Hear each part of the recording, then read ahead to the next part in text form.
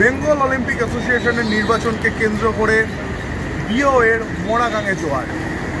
Bengal Olympic অ্যাসোসিয়েশনের নির্বাচন হচ্ছে নাকি আইওএ অর্থাৎ ইন্ডিয়ান অলিম্পিক অ্যাসোসিয়েশনের নির্বাচন হচ্ছে তা কিন্তু বোঝা যাবে না।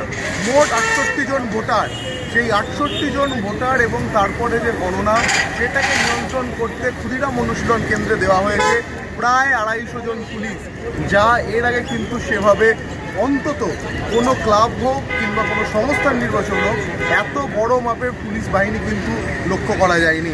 এখনও পর্যন্ত ভোট একেবারে শেষের দিকে এবং আর কিছুক্ষণ পরেই শুরু হবে গণনা।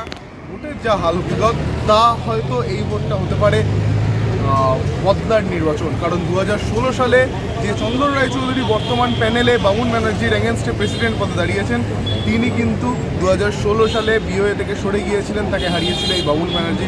অন্যদিকে 2020 সালে অজিত ব্যানার্জিকে হারিয়ে বামুন ব্যানার্জি হয়েছিলেন প্রেসিডেন্ট। তবে বদলার নির্বাচন হোক কিংবা বামুন ব্যানার্জি ফের প্রত্যাবর্তন করুক, তা দেখার জন্য আমাদের অপেক্ষা করতে হবে। কিন্তু যেভাবে বিরাট পুলিশ পোস্টিং এই ক্ষুদিরাম অনুশীলনের বাইরে দেখা যাচ্ছে আজকে প্রায় 200-250 জন পুলিশের, তা কিন্তু এর আগে কলকাতার ময়দান কিংবা বিওএ নির্বাচনে দেখা যায়নি।